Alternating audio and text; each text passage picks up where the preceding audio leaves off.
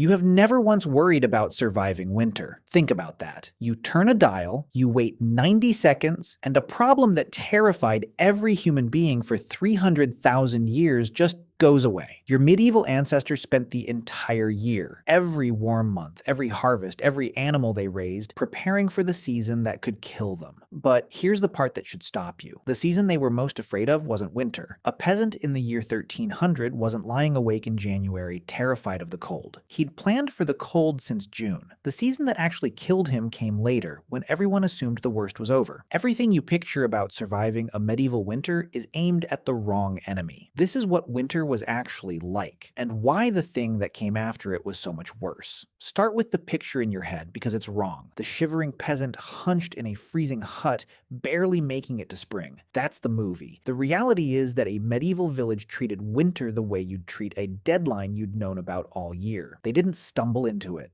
They marched into it prepared. And in some ways, winter was the closest thing a peasant ever got to a vacation. To understand why, you have to see what the whole year was actually for. For a medieval peasant, the entire calendar bent toward one goal: don't die in the cold months.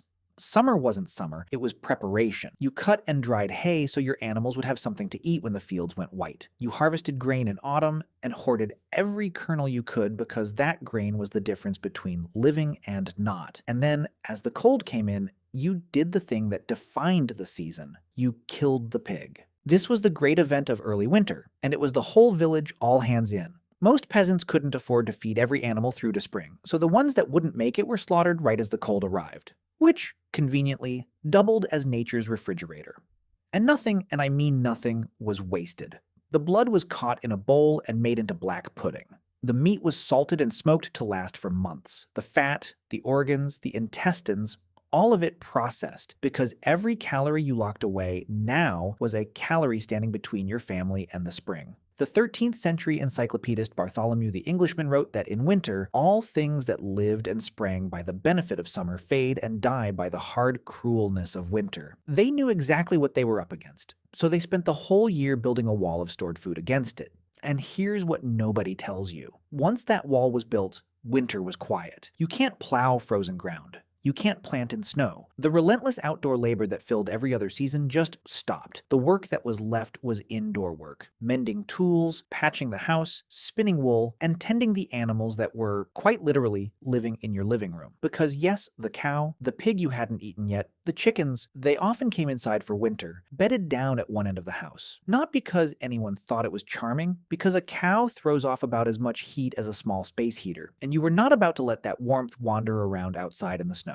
Several animals breathing in a low, thatched, mud-walled room made a real and measurable difference. Your house smelled like a barn. Your house was also warm. You made your peace with the trade, and winter held the biggest feast of the year. The 12 days of Christmas were a genuine break, days when even the Lord eased his demands, when there was singing, drinking, and fresh meat from the autumn slaughter. For a few weeks, a peasant ate better than at almost any other point in the calendar. So if you're still picturing medieval winter as the low point of the year, turn that picture upside down. In a lot of ways, it was the rest the whole year had been grinding toward. The danger was never in the feasting months. The danger was in what came after the food ran out. Because here's the trap built into the whole system. The stored food was never quite enough to reach the next harvest. The grain, the salted meat, the preserves, all of it was calculated to get you through winter, but the new crops didn't ripen the moment the snow melted. There was a gap, a stretch of weeks in early spring when the winter stores were running out and the new food wasn't ready yet. Historians call it the hungry gap, and it, not winter, was the killer. Picture it. It's March. You survived the cold. The snow is going. Every instinct tells you the worst is behind you, but the salted pork is gone. The grain sack is nearly empty. The hens aren't laying much yet, the cows are lean, and the fields are still just mud and green shoots that won't feed anyone for weeks. This is when the loaves got smaller, when the pottage, the thick stew at the center of every peasant meal, got thinner, darker, stretched with whatever could be found: nettles, dandelions, roots pulled from the hedgerow, the food of desperation. Spring hunger was quiet and cumulative, a little less every week, the body wearing down right when the world outside looked like it was finally coming back to life. And when the system broke completely, it was catastrophic. Between 1315 and 1322, Europe was hit by the Great Famine. It started with rain. endless summer floods that rotted the crops in the fields. By the autumn of 1315, there was no surplus grain at all. And in the winter that followed, peasants did the thing that tells you exactly how desperate it got. They ate their seed grain. The grain they had set aside to plant in spring, the entire future harvest, they ate it. Because you cannot plant in April if you have already starved to death in February. Which meant the next year there was almost nothing to sow, and the famine fed on itself. It took more than 5 years to break. In the worst of it, historians estimate 10 to 15% of the population died. And it wasn't only starvation, disease swept through the weakened, and epidemics among the animals killed off the very livestock that might have pulled people through. The season that set it all in motion was winter, but the dying happened after.